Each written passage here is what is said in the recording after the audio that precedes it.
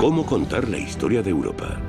Un continente de numerosas fronteras redibujadas en múltiples ocasiones y asombrosas civilizaciones que dieron forma a la historia del mundo. Una amalgama de diversidad de ideas, tradiciones y culturas ancestrales y unos cementerios con innumerables historias que contar. Echemos un vistazo atrás en el tiempo y examinemos más de 2500 años de historia. ¿Qué fue? ¿Qué sigue siendo? ¿Y qué le depara el futuro? Europa nunca ha estado unida. Es un continente de conflictos y cooperación. Su diversidad la ha hecho fuerte.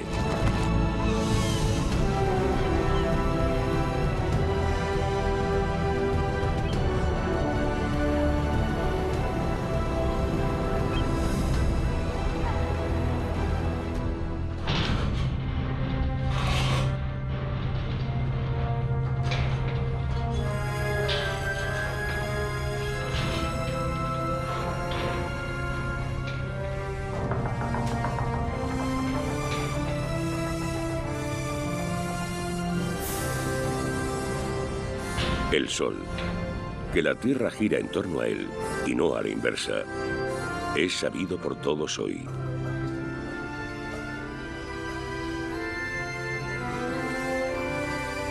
Pero cuando los astrónomos lo confirman en los siglos XVI y XVII, cuestionan también la autoridad de la Iglesia, que había colocado a la Tierra en el centro de la creación de Dios. El Sol como centro del cosmos también inspira a Luis XIV, entonces rey de Francia, que quiere establecer un nuevo orden en el universo político de Europa. Luis XIV quiere ser el equivalente al Sol en la Tierra, y por eso lo elige como símbolo de su reinado. Su nuevo modelo de gobierno se llama absolutismo, lo que significa que el rey tiene todo el poder. O, como supuestamente dijo Luis, l'État c'est moi. El Estado soy yo. Pero ser el Sol de Francia orbitado por los nobles no es suficiente para Luis. Él desea ser el Sol de Europa. Todo el continente debería girar en torno al Roi Soleil, o Rey Sol.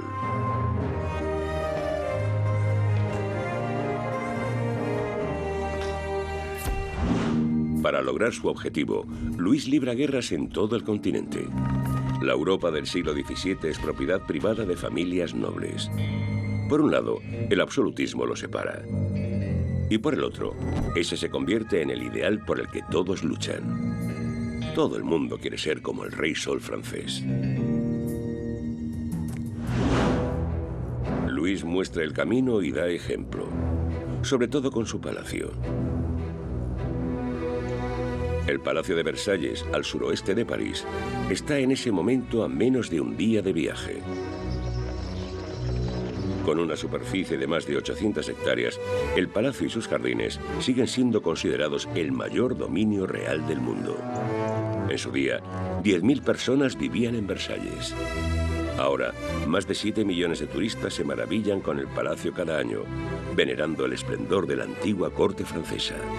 Sin embargo, la cultura de la corte no era tan sofisticada como se podría pensar. En el siglo XVII, al rey francés no le gustan mucho los cubiertos. Sus cortesanos compiten por un lugar a su lado. Pagan enormes sumas de dinero solo para ver al rey comer.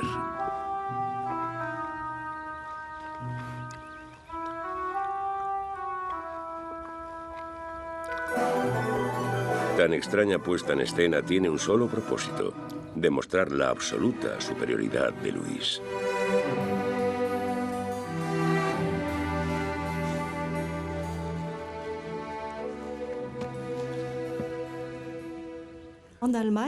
En Alemania se empieza a utilizar la expresión a la moda, con una connotación muy negativa aparentemente.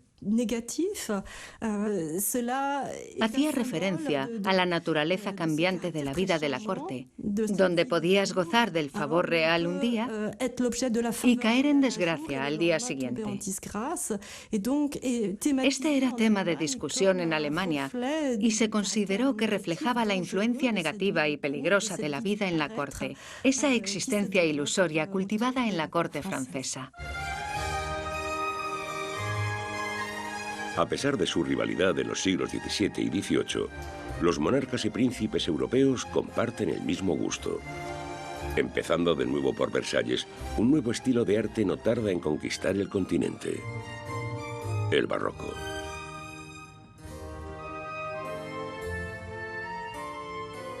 El exceso de formas doradas y ornamentales ya era considerado una cursilada por algunos críticos contemporáneos. Sin embargo, no pudieron detener su expansión desde Francia.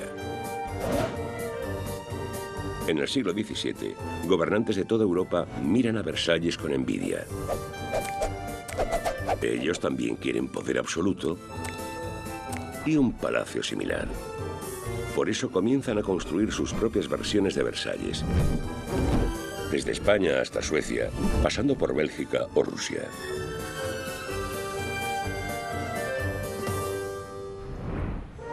Desde Versalles, el escenario político europeo parece saturado. Cada vez más monarcas intentan eclipsar al rey sol francés. Y eso, para Luis, es inaceptable. Al ministro de Finanzas, Jean-Baptiste Colbert, le preocupa la vanidad de su rey. Además de las numerosas guerras de su majestad, sus extravagantes fiestas amenazan con llevarlos a la bancarrota. Sin embargo, Luis no acepta recortes en su estilo de vida, pues es fundamental para su despliegue real de poder.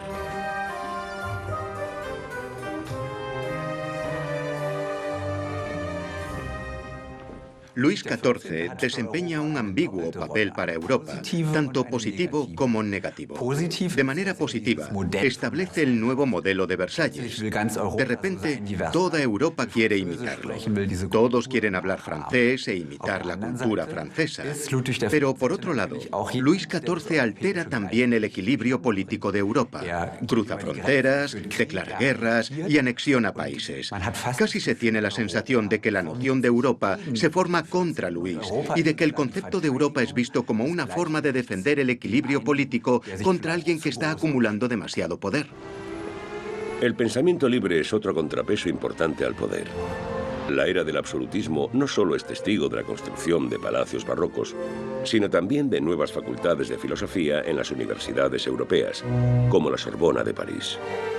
La filosofía se convierte en uno de los mayores contendientes de la teología o las creencias religiosas. Así, el siglo XVII marca también el comienzo de la Ilustración, la Edad de la Razón. Voltaire, Montesquieu, Jean-Jacques Rousseau, Thomas Hobbes, Francis Bacon, John Locke, David Hume, Adam Smith, Immanuel Kant, Gottfried Wilhelm Leibniz, Hegel.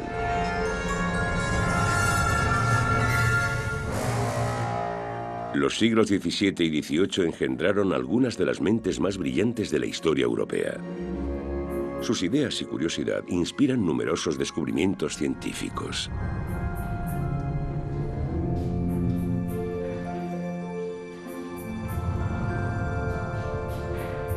En las décadas de 1660 y 1670, el comerciante y científico holandés Antony van Leeuwenhoek quiere analizar sus fluidos corporales. Para ello, concibe el primer microscopio real y descubre lo que él llama dierkens, o pequeños animales, hoy conocidos como bacterias. Además, descubre que los espermatozoides son la fuente de la vida, y no necesariamente Dios. La comprensión de las leyes de la naturaleza pone en tela de juicio las explicaciones bíblicas de la creación, para desgracia de la Iglesia. Los hallazgos del médico inglés William Harvey parecen aún más inquietantes. En 1628 publica la primera descripción científicamente correcta de la circulación sanguínea humana. El corazón, considerado la sede del alma, se ve degradado a la función de una mera bomba. Según la leyenda, una manzana conduce a uno de los descubrimientos más importantes de la ciencia moderna. Como si no bastara con que la Tierra no fuera el centro del universo, en 1687, Isaac Newton revela que es la gravedad y no Dios lo que mantiene a los planetas en sus órbitas alrededor del Sol. En aquel entonces, Europa estaba a la vanguardia de casi todas las ciencias. Entre 1751 y 1772, los editores franceses Diderot y D'Alembert tratan de resumir el conocimiento de su tiempo en una enciclopedia de 35 volúmenes, la Encyclopédie. Sin embargo, los costosos libros quedan reservados a la élite intelectual, que se reúne en salones literarios de toda Europa para discutir cada nueva y desafiante idea.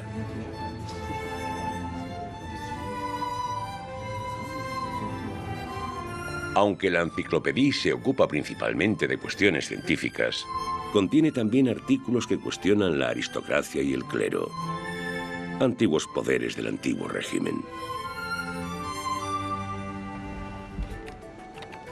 Hoy en día, las enciclopedias digitales forman parte de la vida cotidiana y son accesibles para todos, no solo para las élites.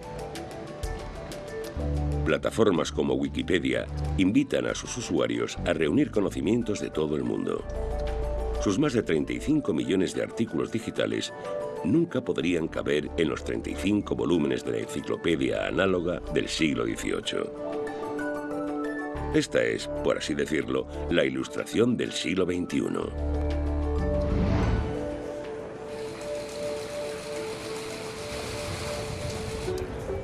Viajar se ha vuelto común en estos días.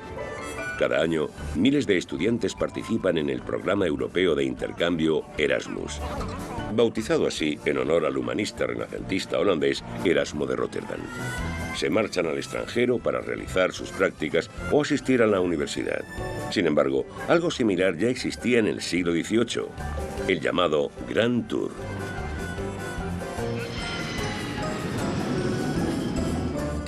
El Grand Tour era un viaje educativo. Básicamente, eran jóvenes nobles que viajaban para experimentar aquello sobre lo que habían leído. Cruzaban fronteras, conocían otros países y sus tradiciones ampliaban sus horizontes, porque cuando ves algo diferente, puedes verte a ti mismo de manera diferente también y tomar conciencia de la diversidad de Europa. Los destinos más populares no han cambiado mucho desde el siglo XVIII. Por aquel entonces, Francia e Italia ya eran los destinos favoritos de los jóvenes nobles, especialmente Venecia, Florencia y Roma. Una visita a la ciudad eterna es considerada el clímax de todo Grand Tour. Obviamente había lugares de Europa a los que ibas de mala gana o simplemente no ibas. El Sacro Imperio Romano, la Alemania actual, no era un destino popular. La gente pensaba que viajar allí era agotador y que la gente no era amistosa. Y aún eran menos los que viajaban más al este, a Rusia. Como nadie quiere ir al este, el zar Pedro el Grande decide viajar al oeste en 1697.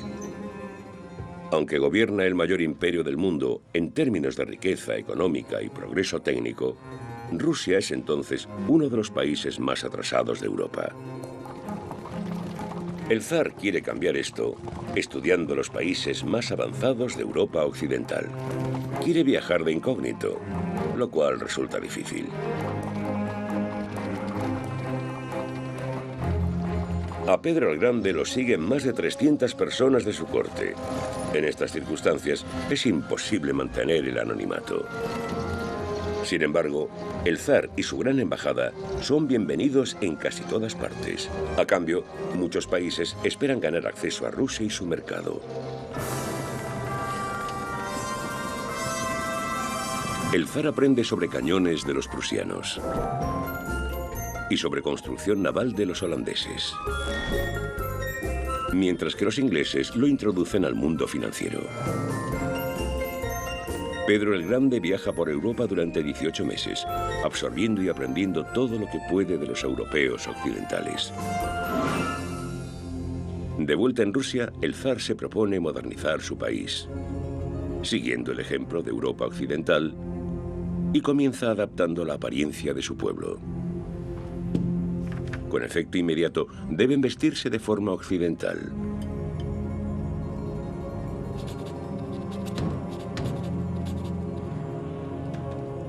Y afeitarse la barba, a la que consideran símbolo del atraso de Rusia. A pesar de predicar con el ejemplo, existe una gran oposición a la prohibición de la barba. Finalmente, el zar cede y permite a sus súbditos mantener su vello facial a cambio de un impuesto especial. Pero Pedro insiste en trasladar la capital de Moscú a la que se convertirá en su nueva capital, su ventana al oeste, San Petersburgo. La ciudad es fundada en las marismas del río Neva en 1703. Pedro el Grande quiere aproximarse a Europa occidental, no solo cultural, sino geográficamente.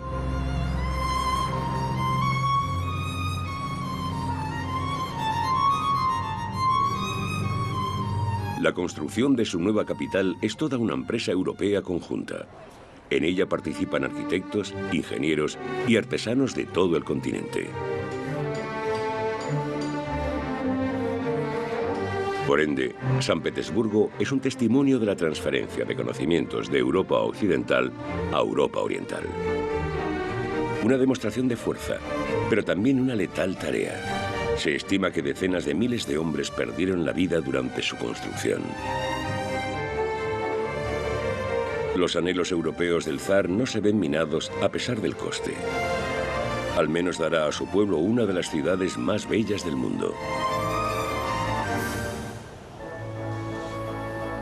San Petersburgo puede parecer europea, pero las relaciones entre Rusia y el resto de Europa siguen siendo complicadas.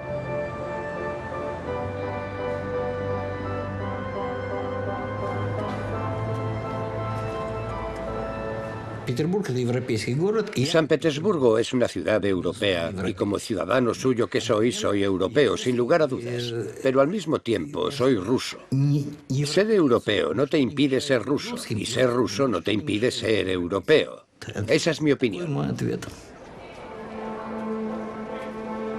Sin embargo, a algunos rusos les cuesta hallar puntos en común con otros europeos y viceversa. Están atrapados en una relación de amor-odio. Durante el reinado de Pedro el Grande, la mayoría de rusos no sienten la necesidad de volverse más europeos. A diferencia de su zar, no quieren afeitarse la barba ni hablar francés. En el siglo XVIII, algunos alemanes critican también la creciente influencia de la moda francesa y piensan en crear su propia vestimenta nacional alemana. En contraste, los franceses se quejan de que en todas partes copian su estilo y de que todos tienen el mismo gusto, las mismas pasiones y hábitos. Pero este debate sobre la moda es superficial. El verdadero problema es más profundo y afecta a la mayoría de europeos.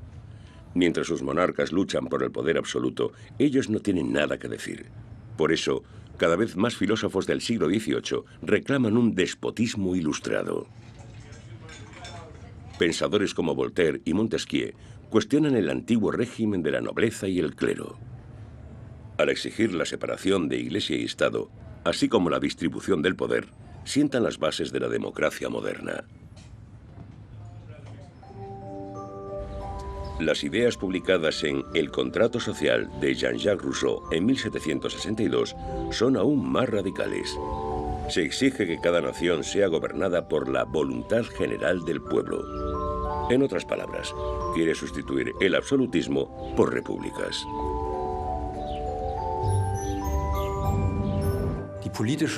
Los filósofos políticos de la Ilustración proporcionan las ideas que más tarde se pondrán en práctica durante la Revolución Francesa.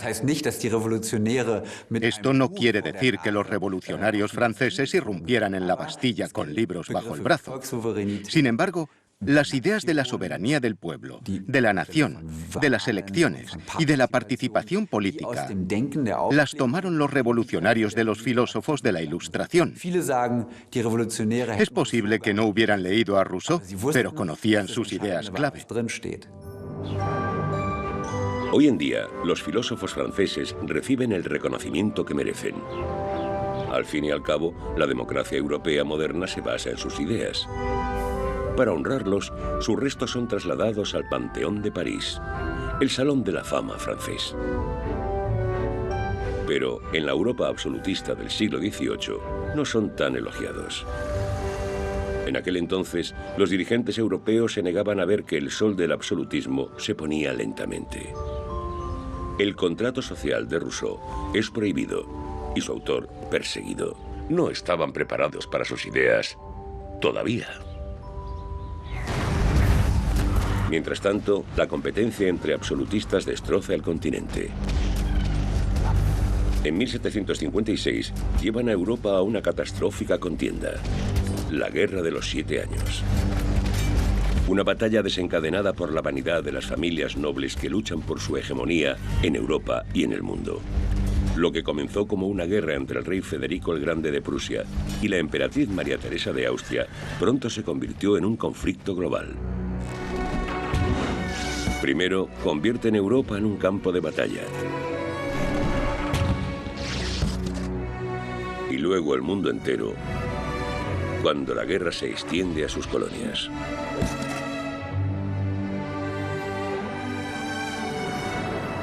La Guerra de los 7 Años es la primera guerra mundial, librada en 3 continentes y en los océanos.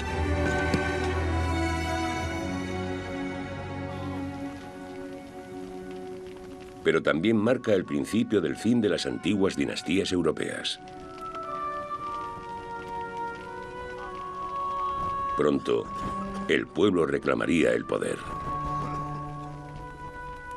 Impulsados por las ideas de la Ilustración, lucharán por su libertad.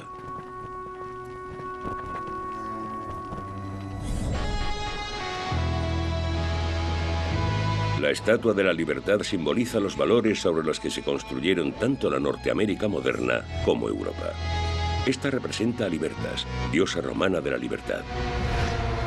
Y no es coincidencia que haya una réplica más pequeña junto a la Torre Eiffel.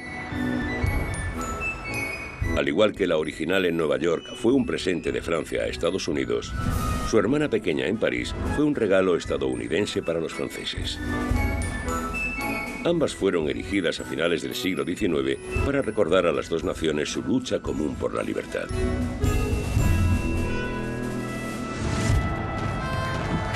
Todo comienza con la lucha de los norteamericanos por la independencia de Inglaterra, que se prolonga desde 1775 hasta 1783.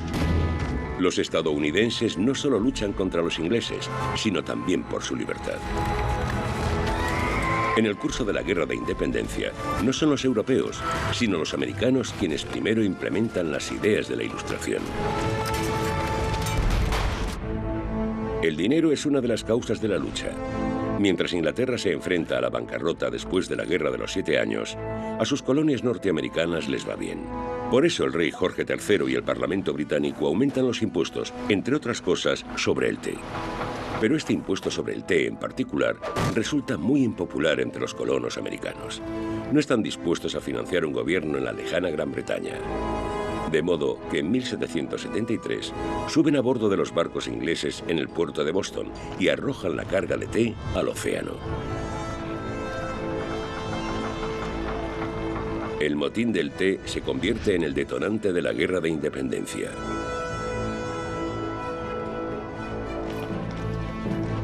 Soldados franceses se unen al conflicto, como el marqués de Lafayette, quien lucha en las filas del ejército continental americano. El rey francés apoya la guerra contra la corona británica, su antiguo rival.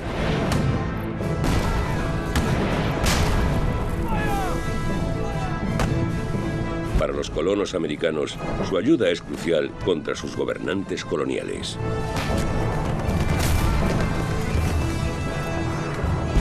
Y aunque la guerra se cobra numerosas víctimas, es el punto de partida para la primera democracia moderna del mundo.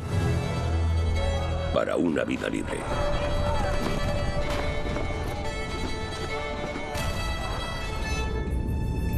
En agradecimiento, los estadounidenses erigen una estatua a Lafayette en su nueva capital, Washington, D.C. El comandante francés no es olvidado. Cuando los soldados americanos desembarcaron en costas francesas en 1917 para luchar junto a Francia durante la Primera Guerra Mundial, gritaron: «Lafayette, estamos aquí», como si quisieran pagar una deuda, la de ser libres.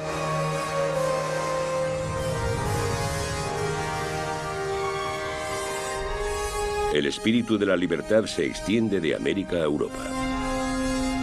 13 años después de que Estados Unidos declarara su independencia, la revolución finalmente golpea a Francia. París, 1789. Mujeres francesas van a las barricadas. El compromiso militar de su rey en Estados Unidos ha llevado a un aumento de los precios en el país. El pan se ha vuelto inasequible.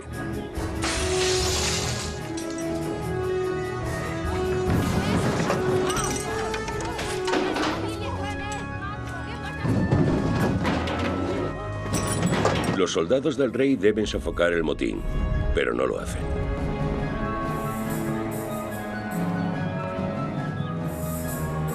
Ellos también quieren pan, libertad y democracia. Es el nacimiento de la Revolución Francesa. Como una tormenta, esta arrasa con la antigua monarquía. El poder ya no está en manos de la nobleza o del clero, sino del pueblo, del llamado Tercer Estado. Crean la Asamblea Nacional, el Parlamento francés, núcleo de la primera democracia moderna de Europa. Y hasta hoy, la República Francesa se basa en los mismos principios revolucionarios: libertad, igualdad y fraternidad. Este es al mismo tiempo el apogeo de la historia nacional francesa y un gran paso adelante. Incluso en el discurso político actual en Francia se escuchan cosas como «somos republicanos» o «es el deseo de la república». Hablar de república no es solo retórica en Francia, es el verdadero punto de referencia del sistema político. Las jerarquías son abolidas. En vez de madame y monsieur, son ciudadana, citoyen, y ciudadano, citoyen, respectivamente. Incluso el rey Luis XVI se convierte en ciudadano, en el ciudadano Luis Capeto. La Asamblea Nacional de París ha influenciado en los parlamentos de toda Europa. La palabra francesa, parler, hablar, parece ser el lema por doquier. Ya sean italianos, españoles, portugueses, ingleses o alemanes, los delegados hablan, discuten y deliberan.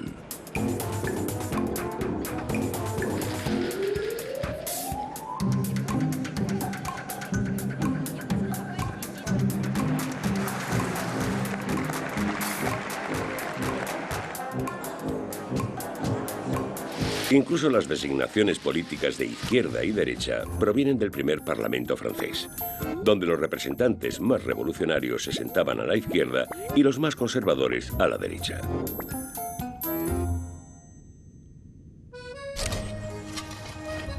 El marqués de Lafayette se convierte en delegado de la Asamblea Nacional. Inspirado por el árbol de la libertad americano, planta árboles similares en Europa. Especialmente populares son los álamos, popleyé en francés, pues su nombre suena de forma similar a pople, término francés para pueblo.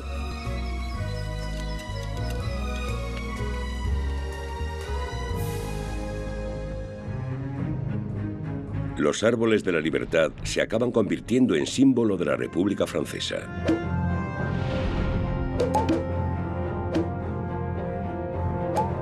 Y aunque una coalición de monarcas europeos trata de impedir que las ideas republicanas se propaguen, el ejército revolucionario francés la exporta con éxito a toda Europa.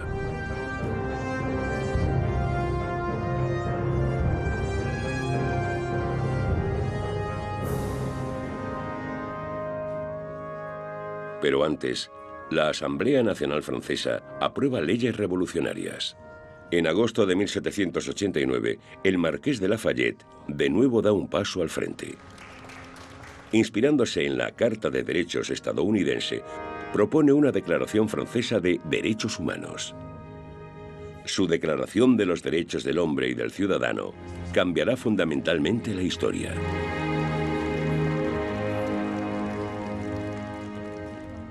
Los derechos del hombre y del ciudadano no son una invención europea. Estados Unidos formuló los derechos humanos antes que los europeos. Pero lo que se formuló en 1789 en Francia tiene tal poder simbólico que fue notable en toda Europa. Y aunque solo unos pocos países europeos adoptaron los derechos humanos de inmediato, la opinión de que cada Estado debe tener derechos humanos ha sido ampliamente aceptada en Europa.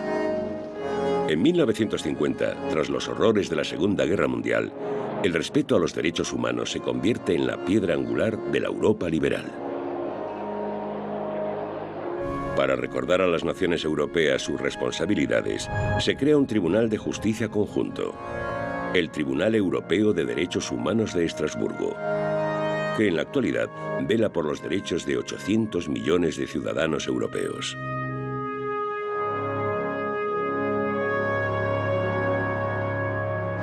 Principalmente por ello, Europa se ve a sí misma como adalid de los derechos humanos. Sin embargo, esto no siempre se corresponde con la realidad. Los derechos humanos son regularmente quebrantados.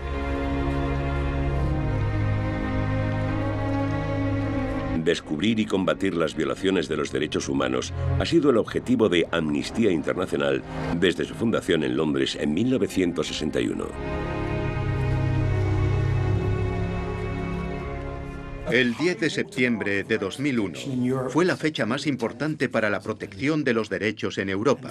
Y a partir de ese momento, y no solo debido a los acontecimientos del día siguiente, sino también a una sucesión de acontecimientos, el último de ellos la crisis de los refugiados, los líderes europeos están cada vez más dispuestos a sacrificar la protección de los derechos en aras de la seguridad entendida como control de las fronteras y la ilusión de preservar la prosperidad de la política existente.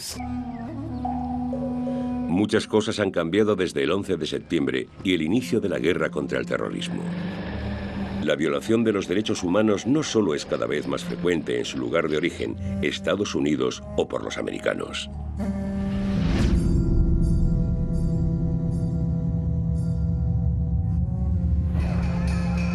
En Europa, el respeto a los derechos humanos también parece haber perdido importancia, especialmente con la crisis de los refugiados.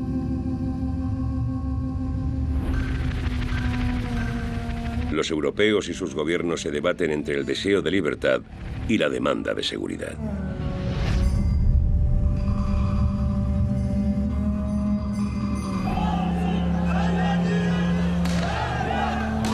No hay una respuesta simple a la cuestión de cómo lograr ambas cosas, sin sacrificar los valores sobre los que se fundó la Europa moderna.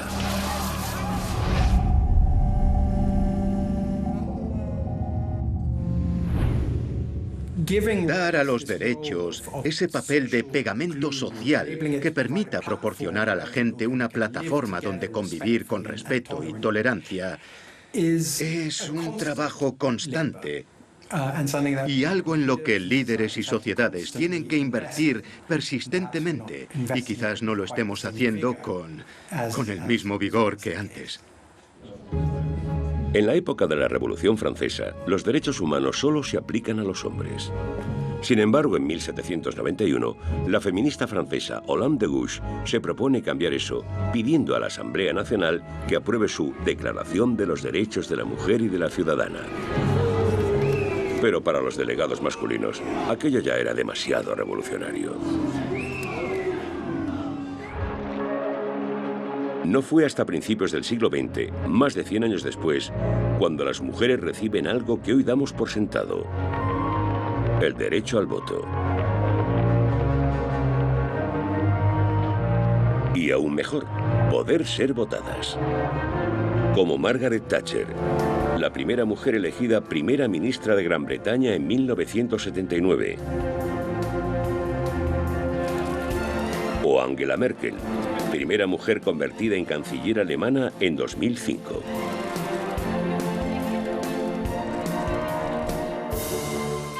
La tradición de convertir a nuestros jefes de Estado en figuras de cera se remonta también a la Revolución Francesa. Aunque estas no eran tan halagadoras entonces. Los sangrientos retratos del rey francés se realizan durante un oscuro período de la Revolución.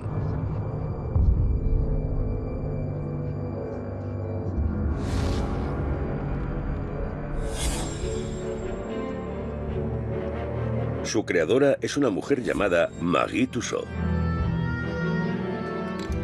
Era profesora de arte en la corte del rey, pero con la caída de la monarquía es puesta bajo custodia.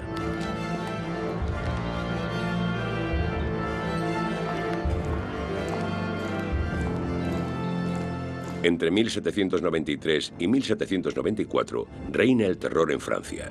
Los extremistas han tomado el control. Todo aquel sospechoso de oponerse a la revolución es amenazado de muerte.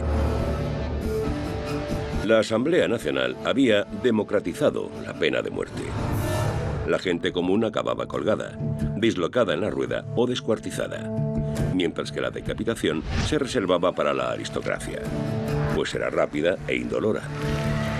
Pero como ahora todas las personas eran consideradas iguales, todas merecían morir del mismo modo.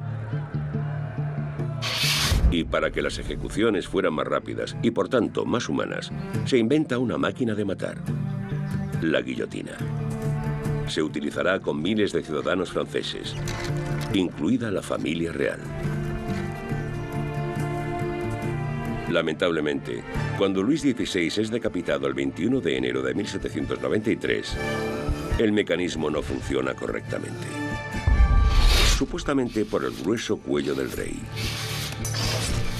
A Marie Tussaud, por su parte, se le ofrece un morboso trato.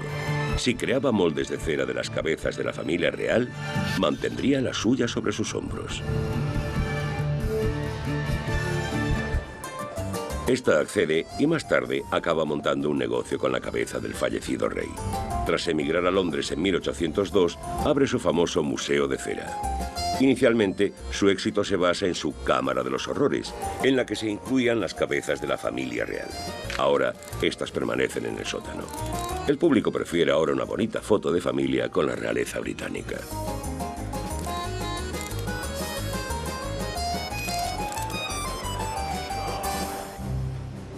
La Revolución Francesa no solo conduce a la libertad y a la democracia, sino a otra fase de opresión.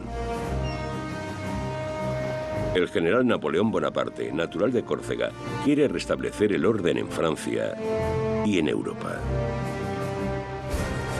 Promete preservar e implementar las ideas centrales de la revolución, aunque pone fin a la democracia y se proclama emperador de Francia en 1804. Pero quiere más. Desea gobernar todo el continente.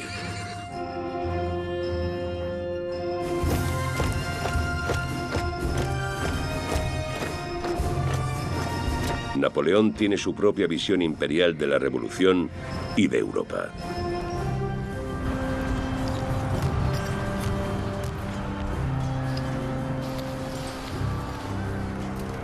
Napoleón Napoleón era europeo en el sentido de que conquistó todo el continente. Su concepto de Europa se correspondía más con el que representaba Carlomagno, por ejemplo, que el canciller alemán Konrad Adenauer. Quería una Europa bajo la supremacía francesa. Pero también es cierto que 2 siglos más tarde parece uno de los padres fundadores de Europa.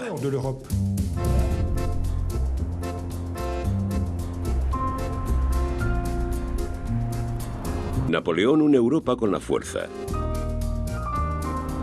pero también con un nuevo código de derecho.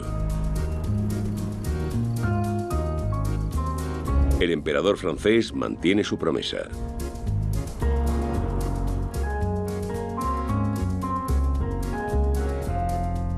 La implementación de ideas revolucionarias. En 1804 introduce el Código Civil Napoleónico. que garantiza la libertad y la justicia para todos los ciudadanos.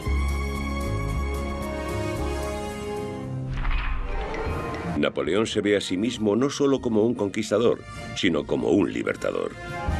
Pero los pueblos de Europa pronto se percatan de que en realidad es un déspota que no se detiene ante nada por establecer su imperio y que no respeta su diversidad y su deseo de autodeterminación. Uno por uno, los pueblos de Europa descubren su propia conciencia nacional y se vuelven contra el emperador francés. Napoleón entró en política y en guerra con la idea de crear un imperio mundial. Durante su reinado, Europa se convierte esencialmente en un imperio napoleónico. Al mismo tiempo, Napoleón es también el emperador de los franceses. Y con su gobierno, introduce a la vez el concepto de nación en Europa. Por tanto, en el momento en que une Europa bajo su mandato, lleva también ese espíritu de resistencia del nacionalismo a los países conquistados. Pero el nacionalismo engendrado por las conquistas de Napoleón se vuelve en su contra. En 1813, una coalición liderada por Rusia, Austria y Prusia se enfrenta al emperador francés en Leipzig, Alemania. 200 años después, miles de europeos recrean la llamada Batalla de las Naciones, la primera victoria decisiva sobre Napoleón, un punto de inflexión en la historia europea.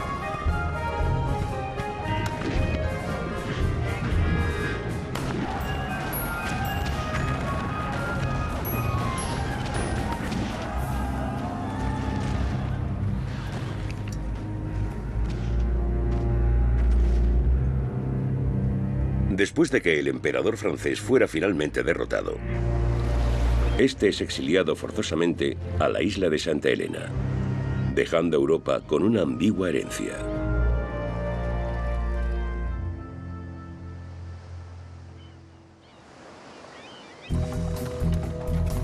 De 1814 a 1815, los monarcas europeos victoriosos se reúnen en el Congreso de Viena.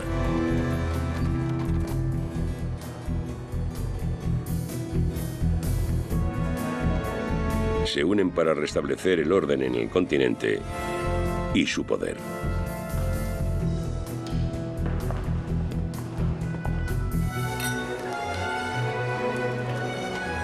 Y bailan el vals, tan extravagantes como siempre, como si nada hubiera pasado.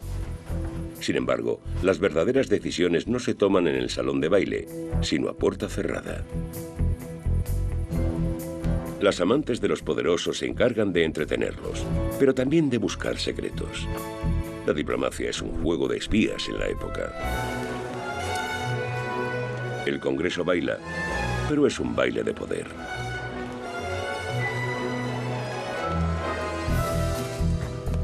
Uno de sus objetivos es establecer una paz duradera, pero los monarcas tratan también de mantener, si no expandir, su influencia. El resultado no es tan dulce como el de estas figuras de mazapán. El reloj retrocede a tiempos anteriores a la Revolución.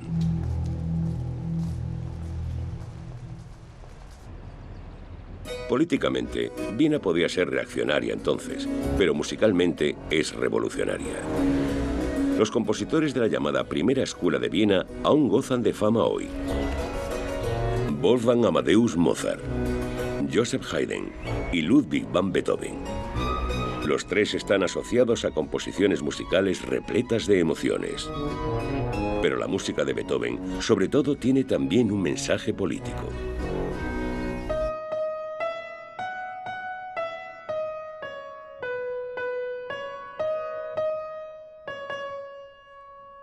Beethoven es hijo de la Revolución Francesa. A pesar de una sordera cada vez más grave, decide crear una última obra maestra. Su Sinfonía número 9, una musicalización del poema Oda a la Alegría de Friedrich Schiller.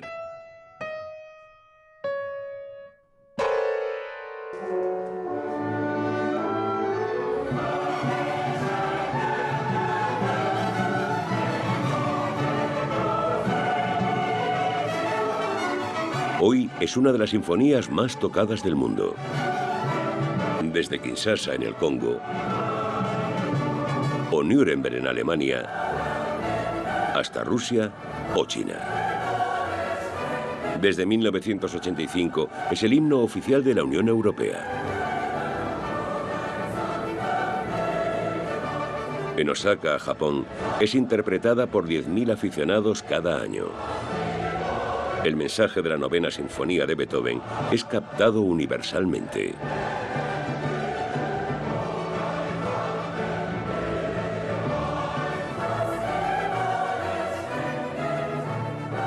Pero en 1824, en su estreno en el Teatro de la Corte Imperial y Real de Viena, nadie presagia tal éxito.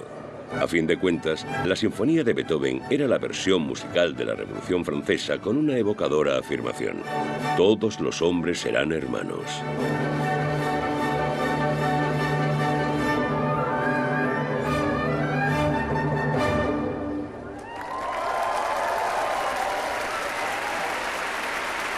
Aunque Beethoven nunca pudiera escuchar su sinfonía debido a su sordera, esta lo haría inmortal.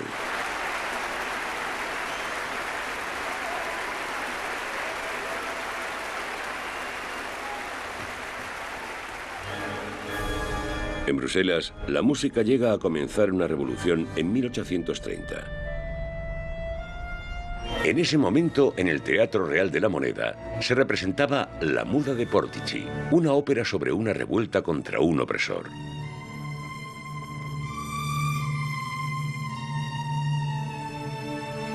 En ese momento, los belgas, en su mayoría católicos, también se sienten oprimidos, ya que son gobernados por el rey protestante de los Países Bajos.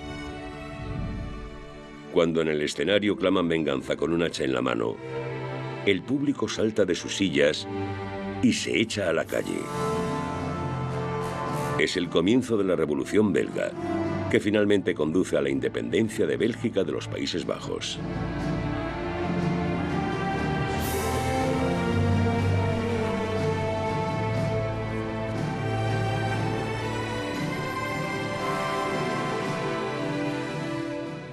La Muda de Portici es un buen ejemplo de cómo la ópera puede avivar los ánimos y hacer que la gente se rebele. Sin embargo, debo cuestionarlo críticamente. ¿Está documentado históricamente? ¿Fue la ópera realmente la causa de la revolución? En ese edificio cabían 1.200 personas. No estoy seguro de que 1.200 personas en las calles fueran capaces de derribar un reino o desatar una revolución. Pero es una bonita imagen que la gente, movida por la música, por la ópera, proteste para cambiar el mundo. Es una imagen fantástica. Y esta no es la única revolución. En casi toda Europa, el pueblo se levanta y cuestiona de nuevo el poder de los monarcas.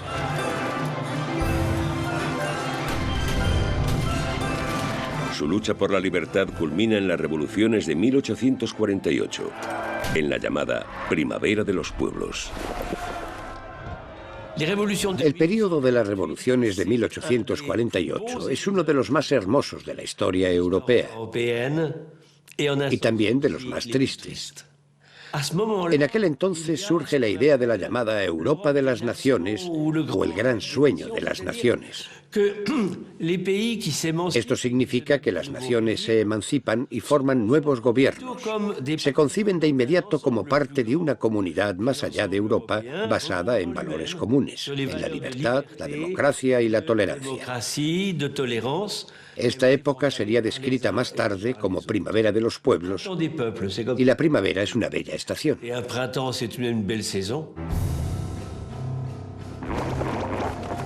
Pero la Primavera de los Pueblos no dura mucho. La mayoría de las revoluciones son aplastadas. A pesar de su rivalidad, cuando se trata de defender su poder, los monarcas europeos trabajan juntos. Los lazos del Congreso de Viena demuestran ser más fuertes que el pueblo. En las revoluciones de 1848, es el pueblo el que se ve linchado, no los reyes.